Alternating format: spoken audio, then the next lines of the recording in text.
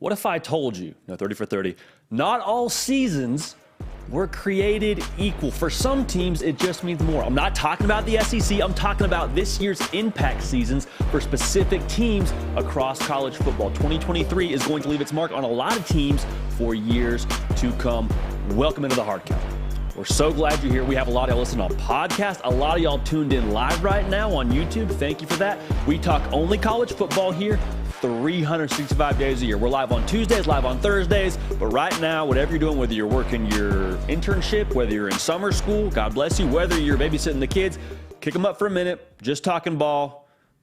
Let's get after it. All right, we got a lot to talk about. Like I said, impact team's going to talk about that in a minute. But recruiting right now is very, very hot. A lot of official visit weekends across the country being had. A lot of the team rankings are shifting from hour to hour, day to day. Keep an eye on those on on3.com. But I'm going to break down some of the highlights, some of those teams that maybe you don't always see at the position they're at right now, making some moves in the recruiting trail. So we'll break that one down for you. It's schedule prediction season. It is both cancerous and beautiful at the same time. If you're keeping up with our TikTok, you know where this thing is headed, but we're going to predict the Tennessee Vols schedule for the 2023 season. Now, I want to preface this. I am going to be conservative because y'all that watch this show, you know I drink the orange Kool-Aid, the Vol-colored orange Kool-Aid, pretty frequently this last year. And we had good reason to do that. I mean, we saw what Hendon Hooker did. We saw what Josh Heupel did with the way he's built that team. But I'm going to take a conservative stab at their record for this coming year, all right? So I'm sure that we will have no disagreements. I've actually been getting texts as we've even been getting onto the air about people that have already seen the number that we're giving for Tennessee this coming season. But also another team that we got to talk about, the USC Trojans. They got a big year in 2023, but 2024, they moved to the Big Ten Conference. And just last week, we got to take a quick peek at who they will be matching up against in that 2024 slate. So we'll take a look at that and what that could mean for USC going forward and what that's going to look like when they get to the Big Ten Conference. Because remember, the college football playoff also expands in 2024. So a lot of tectonic plates shifting throughout the college football landscape. And we're just going to break that one down and what it can mean for the good people in Los Angeles. All right, make sure you like the video before we get rolling here. A lot of y'all are new to this show, and we're very grateful to have y'all here because we are less than 100 days away from college football. I believe we're less than 75 actually right now. So without further ado, let's jump right into it. This year's teams that are going to have an impact year, if you ask me. So not all seasons created equal. We already said at the top of the show, but some of these teams have higher stakes in 2023 than maybe some other teams across the country. And let's start in Norman, Oklahoma, because for Oklahoma, they leave for the SEC in 2024, and they're going into their second year for Brent Venables. And my main question for Oklahoma is, which way is the arrow pointing as they leave the Big 12 Conference? And you know what I'm talking about here. The way that they leave the Big 12 is going to be a very big jumping off point for when they get to the SEC, especially for recruiting, because you won 6 games last year, had a lot of close games, a lot of close losses, rather, for the good folks in Norman. But when they get to the SEC, the difficulty level just gets turned up a little bit. And that's no shade on the Big 12. That's just the reality. It's different playing Kansas one week than it is playing Tennessee and Alabama and Georgia and LSU. Like, you hear what I'm saying. So for Oklahoma, if they were to win 8 or 9 games this coming year, you can go talk to recruits and say, okay, we won 6 games the first year, starting to get this thing headed the right direction, won 9 games the next year. Hey, come be a part of what we're doing here. We get to the SEC, man. This thing is about to blow up. We want you a part of this. Or you have that conversation with recruits after you win 6 games again, or maybe you make a 1-win improvement and you win 7 games. If I'm a recruit and you're telling me the difficulty is about to increase and I'm seeing a very small improvement from year to year, or dare I say, maybe you just stay the same, that's not something you want to really be sitting with as you head into the SEC. And so for Oklahoma, that's the big question. Which way is the arrow pointing? Is there progress? Is there something to push to recruits as you leave to the SEC? So a very big impact year for the good folks in Norman, Oklahoma. Another impact team. How about the South Carolina Gamecocks? We'll talk about them in just a second. Really quickly, though, make sure you're subscribed right here. We talk college football every day. Y'all that have been with us for a minute, you already know the drill. If you're new, welcome. No time like the present. Jump on in, all right? So for South Carolina, here's the big thing for them. Going into year 3 for Shane Beamer, they've overachieved based on what Vegas says the last couple of years. And don't look now. We're going to talk about recruiting later in the show. Don't look now. South Carolina dealing with a top 10 class. Shane Beamer and the South Carolina Gamecocks have a top 10 class right now in the 2024 On3 industry team recruiting rankings. So the way that I see it, for South Carolina, you have poured gasoline all over this thing. Like all over the recruiting trail, you're just taking your can of gasoline and spraying it everywhere. Now, that's great, but you and I both understand this. That's only going to be as good or burn as bright as if you're able to light a match to it. And so for South Carolina, what would light a match to that gasoline they've poured on the recruiting trail and help them capitalize on it? Some wins in 2023. What if they were to win 9 games or have another big-time victory over a high-ranked team like they did last year? It's all about proving that South Carolina is not just a good story. Like Shane Beamer said last year, and I wholeheartedly believe that. I don't believe South Carolina is just a good story, but they got to take it to the 2023 season and be able to capitalize on the momentum they've created now. So for Texas A&M, another impact year. Another impact team we got to talk about, because right now the concern that I have for Texas A&M is the optics, the way that it looks from the outside, looking at what's going on in College Station, because they've got a lot of talent. And I know that there's a lot made of the guys that transferred out and the way they've recruited as of late, but y'all, from 2019 to 2022, Texas A&M had a top 10 class every single year. One of those, they had the top-ranked class in the country. So what I'm saying is the roster is really, really solid. I think everybody would agree that Texas A&M last year underachieved. But here's the thing now. If you're Texas A&M and you're trying to recruit Johnny Five-Star, Johnny Five-Star is probably going to have a little bit of hesitation because he sees other 5-stars in his position from previous classes go to Texas A&M and either, 1, transfer out, or 2, they don't get developed to the degree you would hope they get developed, and that translates and shows itself in losses. Last year, perfect example. Texas A&M wasn't a 5-win football team based on their roster, but you saw what happened on the field, and you saw the way that they didn't meet expectations. And so the reason why this is an impact year for Texas A&M, it's not good enough just to win 6 games. It's not good enough just to make a bowl game in College Station. You haven't recruited at that level. You don't have a head coach that coaches at that level. He's got some jewelry. Like, the bar is set much higher in College Station than what they're achieving. And so as Texas and Oklahoma join the SEC, that gets a little more crowded in the state of Texas recruiting for SEC talent. Gets a little bit more crowded on, the pitches you're making to these recruits. If I'm a kid in the Lone Star State and I want to play in the SEC, I can stay home and go to Texas. I don't have to just go to Texas A&M anymore. That's not the only SEC school in the Lone Star State anymore. And so this is a very big year for them to say, you know what, last year, not what we expected, not what any of us wanted, not what any of us are okay with, and then be able to kind of dry erase last year and be successful in 2023. And I think some of that looks like, I hate to keep saying 9 wins. Let's say 8 wins for Texas A&M. If they can win 8 games, that shows a little bit of an improvement, a little bit of a progression. I say a little bit. It would be a big jump from what they did last year. I think it would be more in line with what you expect from their roster, and you can pitch that to recruits going forward. I keep talking about recruiting because we all understand this. College football, the lifeblood of this sport, is recruiting. You cannot win without talent. You can have talent and still lose, and Texas A&M proved that last year, but you can't win without talent. And where do you acquire that talent? The recruiting trail.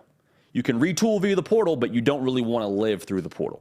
All right? And I guarantee you Texas A&M is no different. Last thing we got to talk about here with an impact season for 2023, let's go down to Coral Gables. We've talked about the Miami Hurricanes here a fair amount the last couple of shows here on the Hard Count. And for Miami, there's got to be a sense of urgency, and it's not necessarily totally fair for Miami because they're only going into year 2, much like Oklahoma is. But the sense of urgency and the reason why it's an impact year is because of what's around you. Let's start with just the talent that's around you. I say talent in terms of where you have to draw from on the recruiting trail. Like Florida is arguably the top state to recruit from. And then the other piece of that is who you're competing with. You have one, Florida State, who's a team that is currently in the top 10 of the On3 industry team recruiting rankings. So they're starting to see some dividends from what they did a couple of seasons and built to last season with a great year last year, and they're hoping to have a college football playoff berth this coming year. Like, they're what's hot right now in the state of Florida. Then next to them, you got the Florida Gators.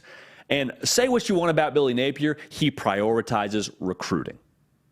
He does. So Florida is going to be a player, and they're going to be a brand on the recruiting trail that you got to deal with year in and year out. It's just the way it is for Miami. And so even though it's only year 2, I need you to recreate what I believe of your team. And what I mean by that is last year, Miami probably had a better roster than what they achieved. So all I'm asking for Miami is just achieve what your roster is asking you to achieve. Go win 8 games. If you can win 8 games, you get the over, I believe, on what Vegas is saying you're going to do. Like, that's great. Then we can say, all right, look at the way this thing is headed. There's a common thread here across all of these teams, and that's trajectory.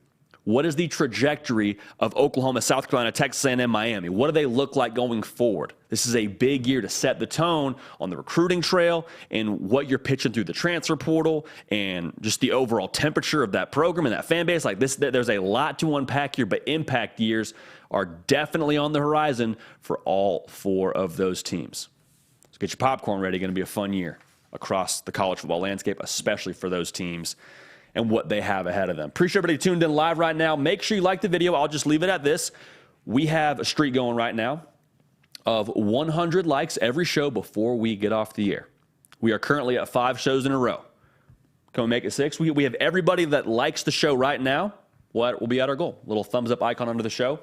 We appreciate you in advance for that. All right, let's move right along here. Recruiting season is a year-round thing. Like, recruiting never stops. I know there's dead periods. I know there's non-contact periods. But the reality is recruiting is always something you have to keep a pulse on when it comes to the college football landscape. But currently, summer is where a lot of the hay gets made for most of these top schools. And so what I'm saying is keep an eye on 2 things. One, the official visits, where these top kids are taking visits to. The second thing is keep an eye on the On3 industry team recruiting rankings. And there's been a couple of moves here, even in the last few hours, quite honestly, with some of these teams. So I'm going to kind of speak generally about where these teams are right now so we don't date ourselves here and telling you where they're ranked. But there's some highlights we got to make sure we're keeping track of. And I want to start in Ann Arbor, Michigan. Michigan, before we got on air here, had a top 5 class in the country.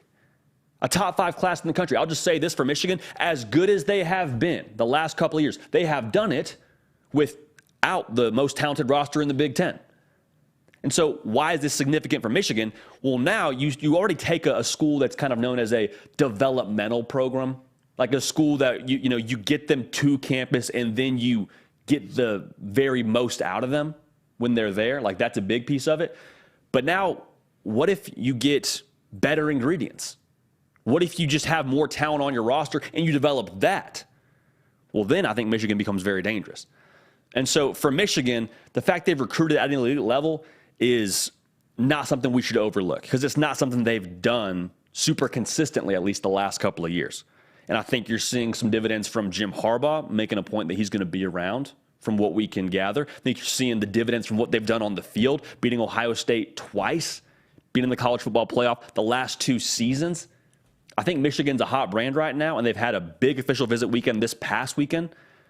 Michigan's hot right now, and that is dangerous for the rest of the college football landscape.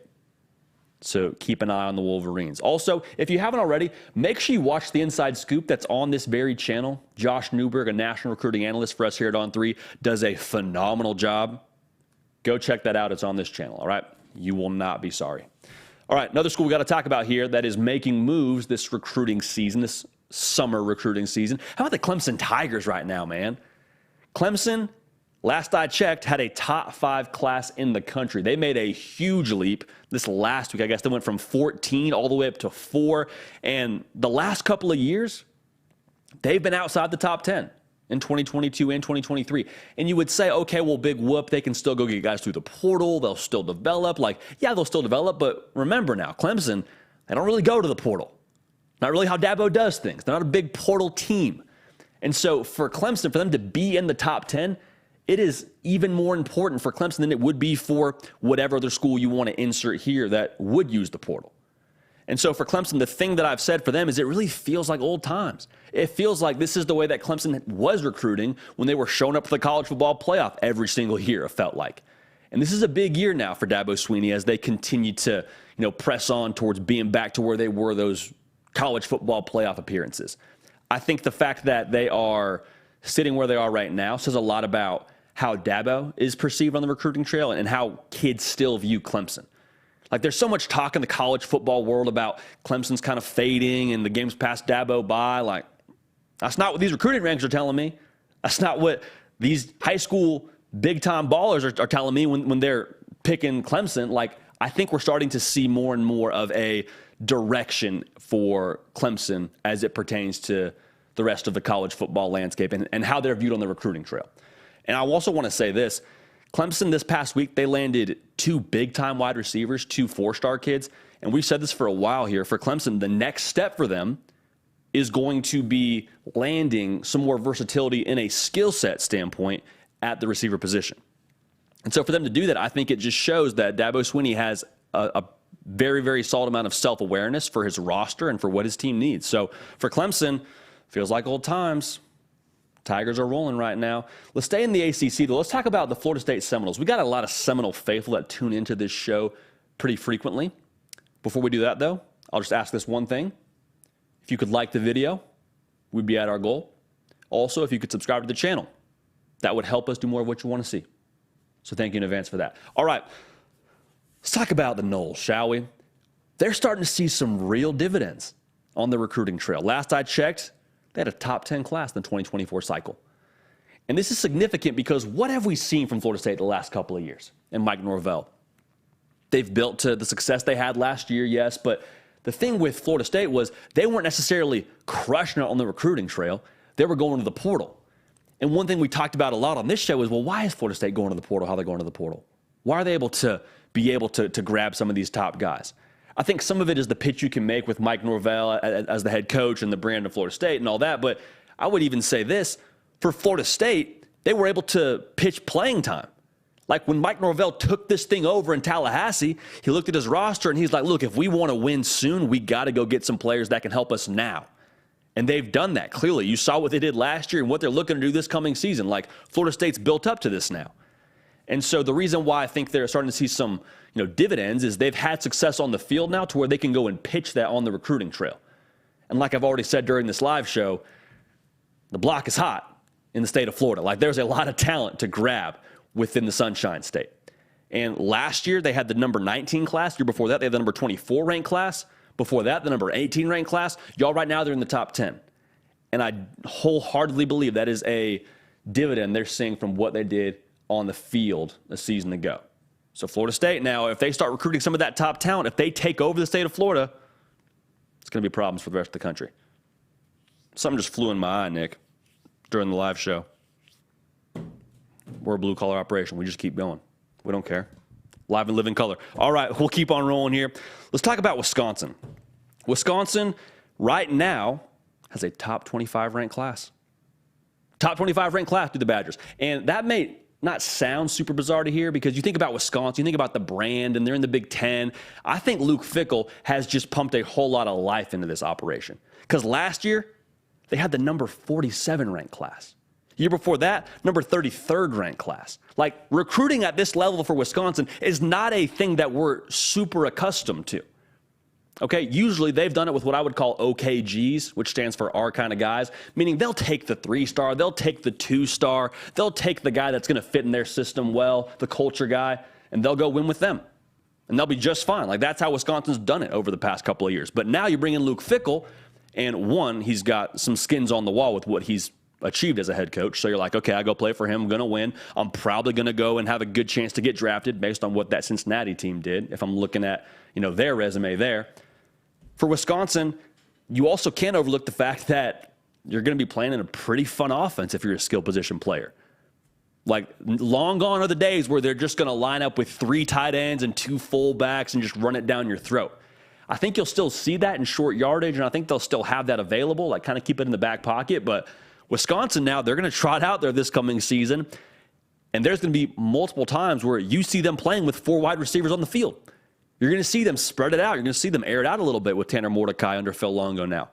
And so the direction of Wisconsin football under Luke Fickell, I think, is more appealing to recruits. And I also just think, like I said, what Luke Fickell has done over the course of his career, he can picture these recruits, and we're seeing them at this point in time in the 2024 cycle say yes.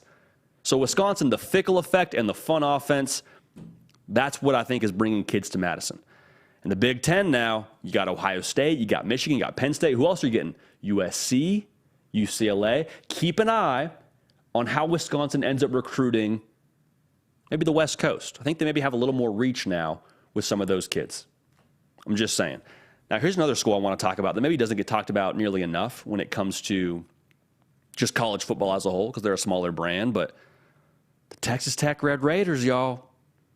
Currently, they have the top class in the 2024 cycle in the Big 12 Conference. Because remember now, no more Oklahoma, no more Texas. And even when those schools underachieve, what do we consistently say about them? Yeah, they've underachieved, but they've got the most talented roster. But they've recruited the best. Well, they're gone to the SEC in 2024. These kids that are being recruited, they're not going to play against Texas and OU unless they play them in a bowl game. So for Texas Tech, I think you can make the case they have a very decent chance, if they keep recruiting how they're recruiting, to be the new top dog in the Big 12. If you don't believe me, I think there's one recruitment we got to look at that is a perfect example for what Joey McGuire has brought to Texas Tech as their head coach. Micah Hudson is a 5-star plus wide receiver in the state of Texas, and Texas Tech is very much so in the race for him. Like, it's Texas Tech and Texas going head-to-head. Y'all, to be real, Texas Tech historically has no business landing a kid like Micah Hudson. They have no business being in the top 2 in the recruiting prediction machine. Like, what Joey McGuire has brought there, the new energy he's pumped into Lubbock, the new energy he's pumped into that program, I'm just telling you this, Joey McGuire is going to recruit effectively. He's going to recruit the state of Texas like nobody's business based on him being a previous high school coach in the state of Texas. Like, I'm just saying this. Keep an eye on the talent they're acquiring, because Texas Tech currently in the top 25 of the On3 industry team recruiting rankings. But like I said, the top class in the Big 12 in 2024. Keep an eye on what's going on down there in Lubbock. Last school I want to talk about here, let's talk about the Notre Dame Fighting Irish. Before Marcus Freeman got there, they had had one top 10 class in 2022, and that was the only one they had had since 2014. Now, Marcus Freeman in 2023 had a number 10 ranked class. Before we got on air here, that had a number 7 ranked class. And for Notre Dame, we talk so much about the brand and how they expect to compete, and they've made the college football playoff and haven't made enough noise. Like, the way they're recruiting right now under Marcus Freeman, to put it simply, this is what it takes. There's a great book I'm reading right now by Trevor Mawad, and the title is It Takes What It Takes. And one of the things that book talks about is the illusion of choice. And Trevor Mawad was essentially a mental strength coach, and he would go all across the country and meet with some of the top teams in the country. And one of his chapters is, like I just said, the illusion of choice, which essentially means, listen, if you want to achieve certain things, if you want to compete for national titles, there's not really that many choices. Like, there's, the sort of illusion that you can recruit at certain levels and grab certain ranked classes and develop them into into competing for what you want to compete for. But like, if you want to achieve something, you only have so many choices. If I want to run, maybe I'll stay away from if I want to run, because I know we'll get some shade in the comments. If I want to get an A in a class, I don't have the choice of going out with my friends one day or studying. Like, my choice is I have to study. Like, that is the one choice I have. And there's this illusion of all the other choices I have to have, but if my goal is I want to get an A in that class, I have to study. There is no choice. That's what it requires to get an A. For Marcus Freeman and company to bring this whole thing home for Notre Dame, if they want to compete for national titles, there is no choice. They have to recruit in the top 10. They have to consistently be in that upper tier of grabbing the top talent in the country. That's what it takes for Notre Dame. It takes what it takes. And the good news for the people in South Bend is they're recruiting at that level right now. And so keep an eye on Notre Dame. They started out really hot last year as well and sort of faded just a little bit on signing day. Had some kids decommit that were committed in the summer. But Notre Dame, they're doing what it takes to compete how they want to compete. And I think that's worth noting with Marcus Freeman now running the show down there in South Bend, Indiana. So quick disclaimer, there is a long way till signing day. We're talking about this in June. I promise you, these recruiting rankings, they will change a lot before we get to signing day. All right? So keep an eye on this. Go check it out on on3.com. Make sure you're following On3 Recruits on Twitter. They're going to keep you in the know for everything. But these schools right now, I think, are making some noise and are worth following and worth tracking for the reasons that I just mentioned. I'm telling you, man, recruiting never stops, but summer recruiting is what fuels this whole operation. So we'll leave it at that. We've had a lot of y'all tune in here over the last couple of months. Really, the last couple of weeks we've heard from y'all. And I just posed a question on Twitter. I posed it on the last live show, and y'all have knocked it out of the park, so I want to hear from y'all again. How and where do you listen to this show? Are you on YouTube? Are you on podcasts? We got some phenomenal answers our last show. We had someone say they work in data analytics with cancer patients. They're an Ohio State fan. Shout out to you. We're glad to have you tuned in. Had someone, I believe, was in college and said they're currently doing their summer job, and they have a job doing weed eating, and they listen to us while they pass the time during their shift. Like, shout out to y'all. We got a policeman listening in his patrol car. Fires me up. We're glad to have you a part of this. Get in the comment section. Get at me on Twitter, on Instagram. Let me know how and where you're listening, because this is our show. And I say our show intentionally. It's not just us here behind the camera holding it down. This is a college football community, and we're glad to have you a part of it. All right? So we'll keep on rolling along here now. It's schedule prediction season. Schedule prediction season. It's a dangerous time now. It's a dangerous time because I would say if anybody knew without a shadow of a doubt what was going to happen this college football season, I would say, one, you're lying. I would say, two, you should go to Vegas. Because if you know what's going to happen, go cash in. And I promise you, there's a lot of people now that could be retired at this point in time, retired on the island, if they knew that TCU, who missed a bowl game last year, would end up playing for a national title. So we'll leave it at that. But school that we got to talk about right now, Tennessee Volunteers. We got a lot of y'all that are tuned in across the Volunteer state, so we're glad to have you here. But we're going to give you our breakdown here for what I think the win-loss total is going to be for Tennessee. Before we get to that, though, let's talk about just the all-encompassing view of this team. Because I think it needs to be said, there is a very high boom factor when it comes to Tennessee. Hendon Hooker's gone. Jalen Hyatt's gone. Some people outside of the Tennessee circles are saying, oh, great, Tennessee's going to really fall off now. They're going to go back to winning 7 games, and Josh Heupel got lucky having Hendon Hooker and Jalen Hyatt, but, like, that's not who they're going to be long-term. Well, Joe Milton steps into there, and there's a lot of people that they understand he's not Hendon Hooker, but he's also got some tools that Hendon Hooker didn't have. Like, Joe Milton can sling the rock. And it doesn't translate to the football field necessarily, but y'all saw him throw that orange like 90 yards. Now, you don't play football with oranges, but I'm just saying the arm strength on this cat is ridiculous. Really big frame, very durable, good athlete. Like, there's a lot he brings to the table here. And there's a lot for Tennessee when it comes to what they're going to do in 2023 that resides with Joe Milton and him being that dude. Okay? So I'll say this. I am buying the Josh Heupel hype. 1,000,000%. I'm bought in. I bought all the Josh Heupel stock very early in the year. I would also say this. You have earned the right in Knoxville to talk about a college football playoff berth. You have, because you beat Alabama last year, kind of fell off the wagon against South Carolina. You know, Hendon Hooker got hurt. Like, there's a lot that goes into those, but you look at how this thing is built with Josh Heupel running the show now. Tennessee, I believe, is going to have a chance in every single game that they play. So that's for starters on Tennessee. It hinges on 2 things for me. Being able to make the college football playoff, that is, and winning the SEC and all that. 2 things.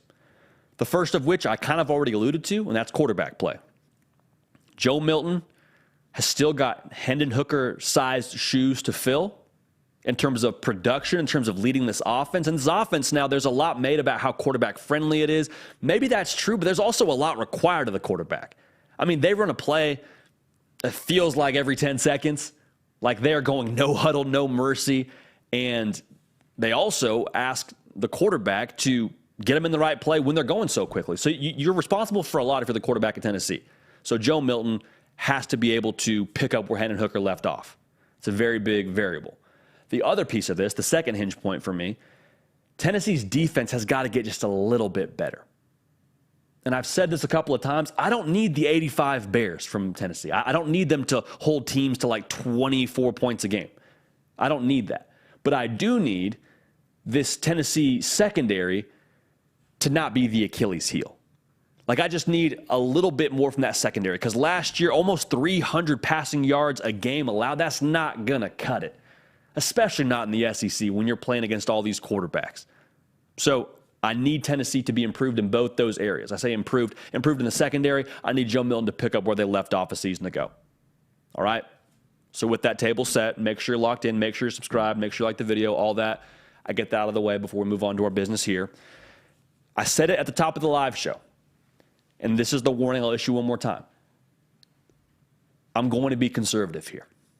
And it's going to ruffle some feathers. It's going to make people upset, but we have to be conservative here, because I would love for nothing more than to pick Tennessee to go 11-1 and be a shoo-in for the college football playoff. I would love to do that. And heck, we're going to get closer and closer to prediction season and give you our actual college football playoff picks. Who's to say we won't, maybe end up doing that? But what I will say is this. There are the variables that I just mentioned that I just don't know enough about right now. 11-1 is absolutely attainable. It definitely is. But here's what concerns me. You have a new quarterback who we have a really strong sample size from, but a very small sample size from. Okay? The other thing, like I said, the defense, I still have concerns. But you look at the schedule, and in a 4-week stretch, you play at Bama, at Kentucky, at Missouri. I don't love that. I don't love that. I think especially Kentucky and Missouri are sneaky. Bama's going to be Bama. I don't think there's any guessing about what you're going to get there. The schedule itself is going to be a little bit brutal to Tennessee. And so as much as I want to pick them to go 11-1, I'm going to be conservative here. I'm going to pick them to go 9-3 in 2023. All right? Now, I understand comment section will not be our friend. It's all right. We're going to take it. All right? We're going to roll with it here. But I'll just say this. The formula for them is very, very clear. Tennessee doesn't need a ton of things to fall into place. They need two things. Joe Milton to be that dude. And I said it on our TikTok, for those of y'all that watch that, if Joe Milton plays at a Heisman caliber level and the defense improves 10%, they're going to be in the college football playoff. They're going to be a double-digit win team. But what I don't know right now is what I don't know. Is that fair to say? We don't know 100% without a shadow of a doubt what Joe Milton's going to be. And so I'm going to leave it short and say 9-3. But for Tennessee, if they were to win double-digit games, that would not surprise me in the slightest. All right? I'll say this too. I think the floor for Tennessee is pretty high. So we'll leave it at that. So 11-1, not unrealistic, but we're going to ride a little bit lower than that for the Vols in the 2023 season. All right? Now, being in the Volunteer State, it's not going to make us a lot of friends, but, we're not in it for the friends, are we, Nick? All right, last segment here. Make sure you get in your thoughts, questions, concerns into the live chat. Nick Brake going to be answering those here with us in just a few short minutes. Make sure you like the video. If everybody likes this video, little thumbs up icon under the video, we'll be at our 100 like goal. Like I said, we got a streak of 5 shows in a row now at 100 likes before we get off the air. I believe we can do it. I'd love to get to 6 shows in a row. But again, that resides with y'all, the audience. So we appreciate y'all, and we'll keep on rolling here. All right. It's not 2023 specific, but for 2024, USC is joining the Big Ten. And we got to take a quick peek at what their schedule is going to look like. And, y'all, it's brutal.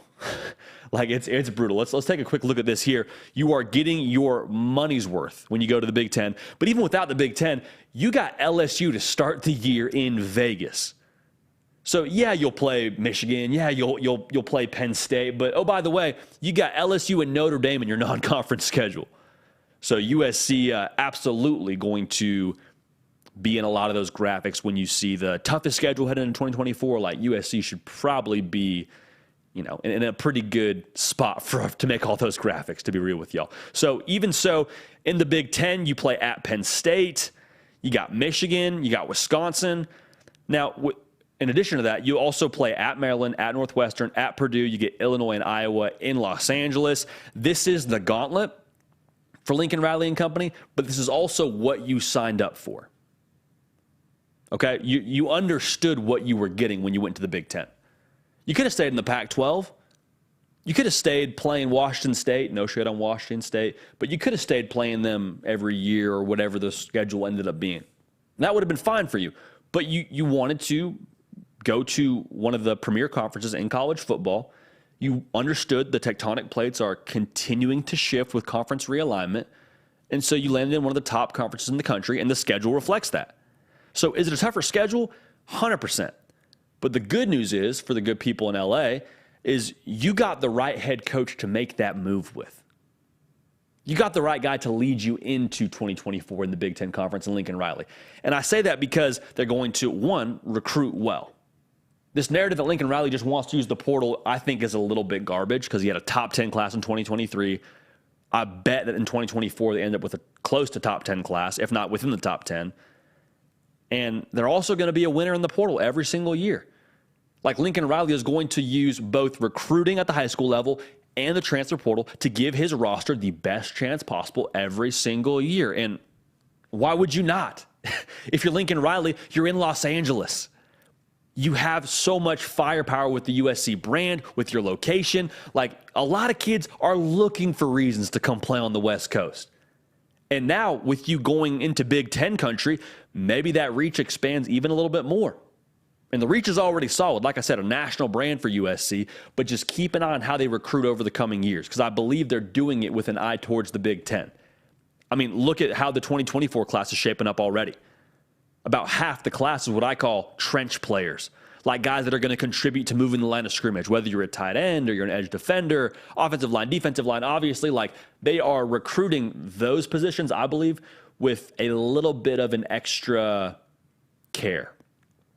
And maybe I'm just kind of making something out of nothing, but I don't think I am. Because the Big Ten line of scrimmage league, so USC through the portal, and with what they've done on the recruiting trail, grabbing guys that are going to contribute to adding in the line of scrimmage.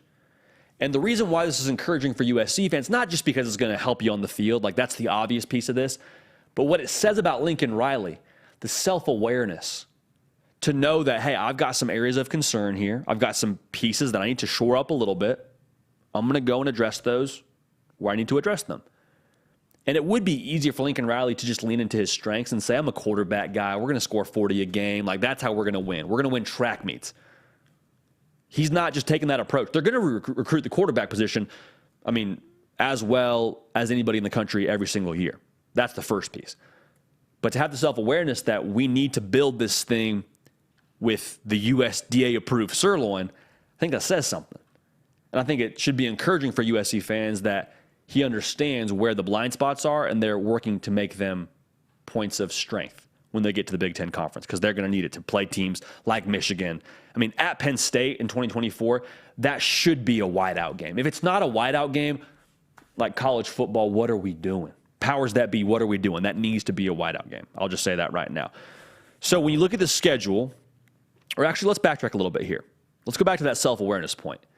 I want to say one more thing before we move on and talk about the schedule and what it looks like for USC. Alex Grinch is currently the defensive coordinator for USC. And you would imagine, you would guess he's going to be the DC in 2024 for USC as they move to the Big Ten Conference. But I'll just say this, for 2023, we talk about impact teams. I think this is a very high-impact season for Alex Grinch. There's been a lot of complaints on the outside about what the defense hasn't done. Well, now for USC, from what you've done through the portal, adding a Bear Alexander, adding Anthony Lucas, like, the defensive personnel now shouldn't be the problem like it was a year ago. And take it past a year ago, Oklahoma fans have their own opinion on Alex Grinch. And I'll just leave it at that. So I'm not calling for anybody's job. We do not do that on this show. But I think this is a very big year for Alex Grinch to be able to put a solid product offensively for USC before they head to the Big Ten. All right, so we'll leave it at that. Now, as I was saying, don't view this schedule through the lens that we view it now as college football fans. And what I mean by that is, in 2024, not only does USC join the Big Ten and UCLA joins the Big Ten and Texas and OU leave for the SEC, the college football playoff also expands. And so we're programmed to believe that you need to have no more than one loss. If you have one loss, you have a chance to get in. A two-loss team has never made it into the college football playoff. And this same thing happened when we went from the BCS to the 4-team college football playoff. Previously, For the BCS, it was typically you had to run the table, be undefeated, and that was usually, I say usually, not all the time, usually that was the formula to end up playing for a national title. Then we got to the 14 playoff, teams lose a game, and we're all accustomed to overreacting and saying their season's over, they're not going to make the college football playoff, they're not going to make a national title game, and then that quickly was done away with after we saw how the committee treated one-loss teams. So when you look at USC's schedule, you're looking down that barrel and saying, we got to play LSU, and we got to play Michigan, and we got to go to Penn State. Like, I don't see how we get out of this thing, JD, with only one loss. Like, we could do it. Don't get it twisted. If I'm a USC fan, I got faith in Lincoln Riley for reasons you already told me, but I'm concerned about, only having that one loss every single year. Like, that concerns me. I believe that the committee is going to take a strength of record, strength of schedule into account when putting that 12-team format together. And I would just say this. If USC looks solid throughout the duration of the season and they look like one of the top 12 teams in the country, but they have 2 losses, one to LSU and one to Michigan, I would be very surprised if they're not in the college football playoff.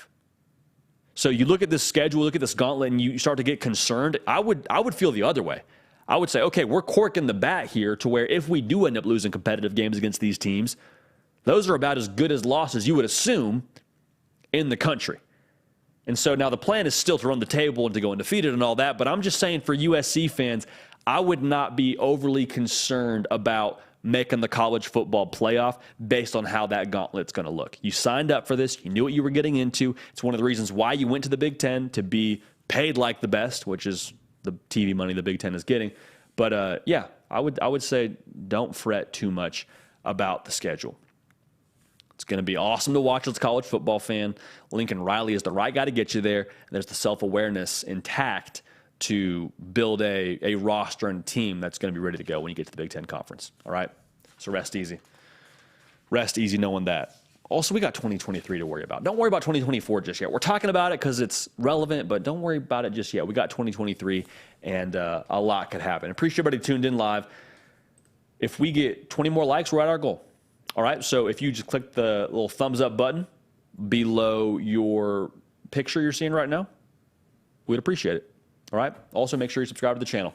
Now, we've been going throughout the show, and you know how we do it here. If you don't know how we do it here, every single live show, we get to y'all's questions and concerns via the live chat. We would not be the people show if we did not involve the people in our show, in the show, all right?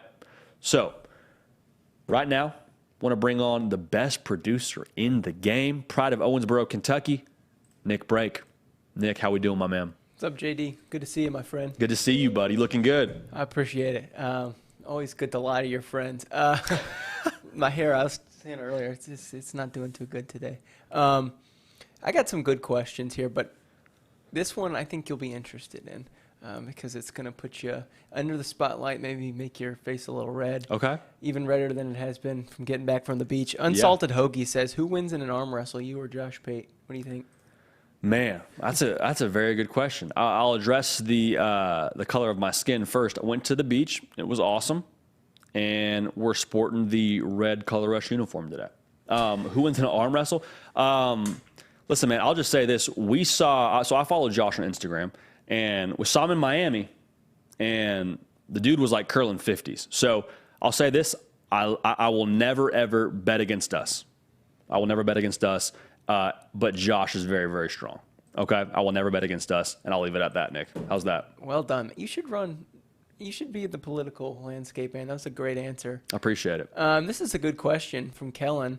You're an athletic director, and you need a good upcoming season or you're going to get fired. Do you hire an offensive-minded coach or a defensive-minded coach to lead your team? I'm going to hire an offensive-minded coach because the way that situation was presented to me, I need a good year this year. And you can play good defense schematically, but typically, in my humble opinion, the personnel has to be there. Not that it doesn't have to be there for the offensive side, but I think you can hide the personnel a little bit more easily on the offensive side of the ball. Like, again, I'm assuming that the roster isn't in tremendous position. That's why I'm hiring a new coach. So I think you can kind of scheme it up a little bit easier, spread it out a little bit more. I'm probably running something like Jeff Lebby runs at Oklahoma. I'm probably running something like Josh Heupel runs. I'm going to spread everybody out. I'm going to probably have at least one receiver that can run, right? And if not, I'm hitting the portal to go and get myself a wide receiver. I'm telling that head coach to go hit the portal to get a wide receiver. And we're just going to air it out, and we're going to win a lot of football games, Nick. So I'm going to save my job. So for any athletic directors that are watching this show, I'm sure a lot of them do, that's how we're going to get down. Okay. JD, D. Taylor, do you think Georgia's going to three-peat? Man, we'll predict this when it gets closer. I'll say this. I think Georgia has how do we put this in the most diplomatic way possible? I don't think Georgia's taken any step backwards. Like, new OC, Todd Monken to the NFL, Mike Bobo's taken over the play calling. Don't think it matters. New quarterback, Stetson Bennett, one of the greatest of all time. Carson Beck steps in. Don't think it matters. So will Georgia win the national championship and go for the third in a row? We'll see. We'll talk about that. Stay tuned and make sure you're locked into this channel. But I don't think they're taking any steps back. Any narrative that Georgia is somehow not going to be, a team that sends a team, or excuse me, that positions themselves to be in the college football playoff hunt, or Stetson Bennett's God, they're going to drop off. Like, that's not the reality in Athens. Kirby's not going to allow that. The recruiting classes they've had the last couple of years won't allow that. And I don't think Carson Beck's going to allow that. So we'll answer that when it gets here, Nick. But, I don't think they're taking any steps back. Okay. You're jumping around every question. I love it, man. I love it. I like that you're spreading the love here. Nick, while you're searching there, I got a quick programming note. So here's the deal. We will have shows on Tuesday and Thursday of next week. They will be premiering. They will not be live. And so, we're going to be gone next week. But even so, just understand, there will still be content. There will still be a show that premieres, live-esque, 10 a.m. Central, 11 a.m. Eastern. We'll have a good time. We'll talk some ball. Same thing on Tuesday and Thursday. But just wanted to make that known. We're going to be out of town. So we're not going to leave you showless, is what I'm trying to say. It'll still be in the podcast feed. And just wanted to make sure we had that moment of transparency here between the two of us. But, yeah, Nick, with that out of the way, we got anything else on the docket there? We've got a few more. If you've got some time, JD. Beautiful. Michael Hartz, #AskJD. How do you feel about the Big Ten schedule as an OSU fan? Bummed Penn State is an annual with the schedule being made every 2+ years. Can they make week schedules for top contenders for the college football playoffs, JD? Man, I would be very surprised if you have any team from the Big Ten Conference make the college football playoff with a quote-unquote weak schedule.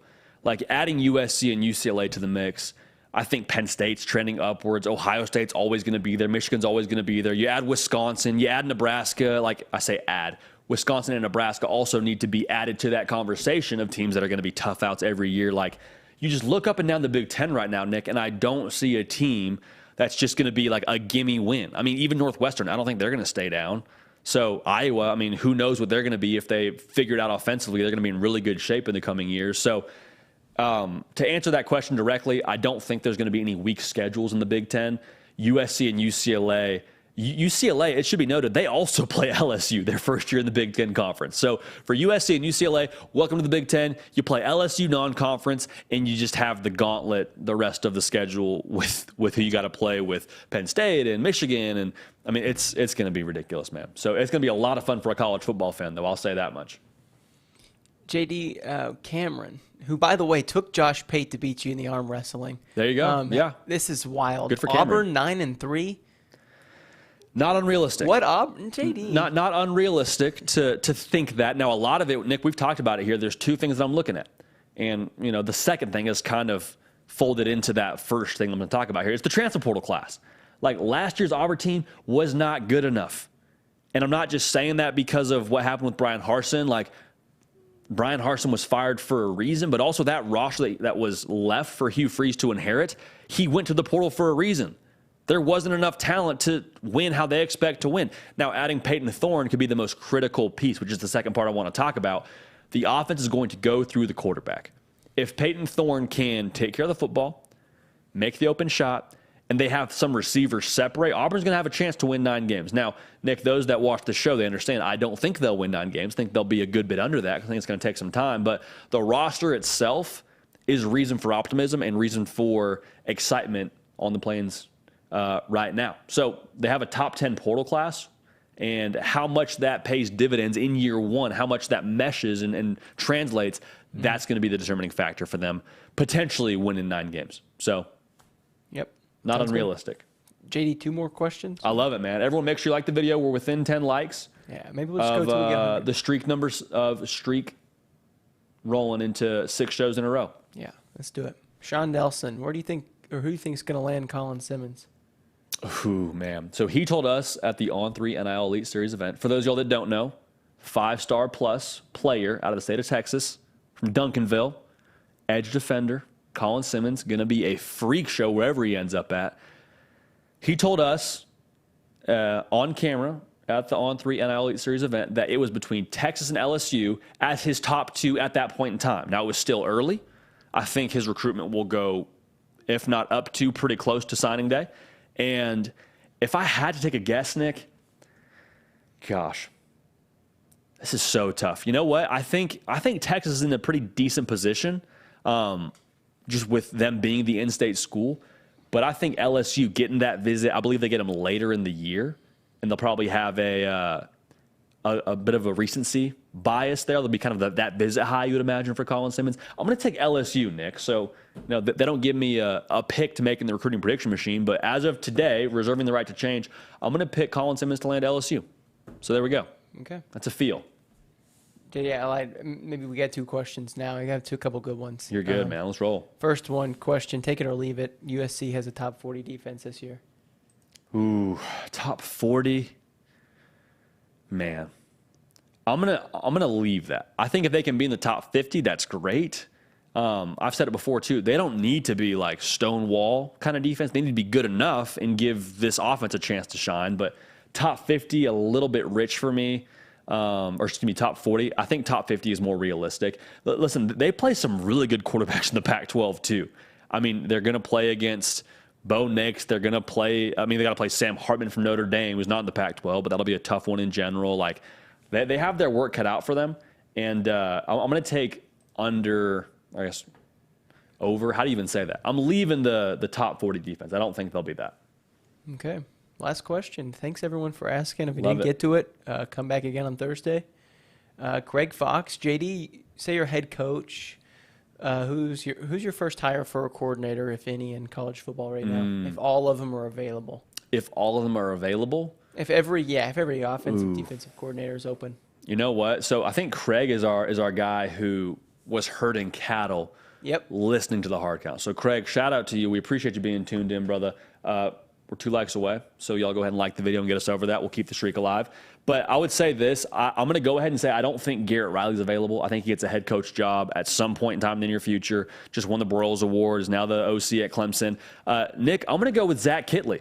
Oh, there Zach you go. Kittley, your guy from Western Kentucky, currently the OC at Texas Tech. I don't know what his transition will be if he gets another coordinator job in the future and then gets a head coaching job. Like, the guy's going to be a head coach at some point in time. Like, there's no question in my mind he will be a head coach at some point in time. They scored over 30 points a game last year to Texas Tech. Zach Kittley responsible for Bailey Zappe's success that he had, Nick. I believe you were at Western Kentucky when that was all going down. So I would take Zach Kittley because I think that's the way that modern college football offenses are going. And, I would be fired up about hiring Zach Kittley. I think someone's going to get very, very lucky having him as a head coach or their next OC. And, but if you're in Lubbock, you hope and pray you can keep him there as long as possible because I think he's a phenomenal rising star in our game, Nick. Yeah, the name Cliff Kingsbury is always thrown around when talking about him, too. I guess that's obvious with the Texas Tech situation. There's some ties there. Players love him, too. But, yeah, that's a good call, JD. Good deal, man. Who's the OC at Kentucky? What's his name? The OC at Kentucky. Went to the Rams. Liam Cohen. Yeah. Liam Cohen. Yeah, that's a good one, too. Yep. I didn't remember his name. Yep. But, Good, Nick. Good, Nick. Well, brother, we appreciate you, man. We'll see you again on Thursday. Oh, yeah, I'll be here, man. Awesome. Nick Brake, the keeper of the Q, making it all happen. Everything you see here, we appreciate y'all being tuned in. Also worth noting, shout out to y'all. Over 100 likes. We love y'all. We appreciate y'all. Come back on Thursday, man. We'll have a good time. Everyone listening on podcast, we appreciate y'all too. We're going to keep this party rolling. We will see y'all next time.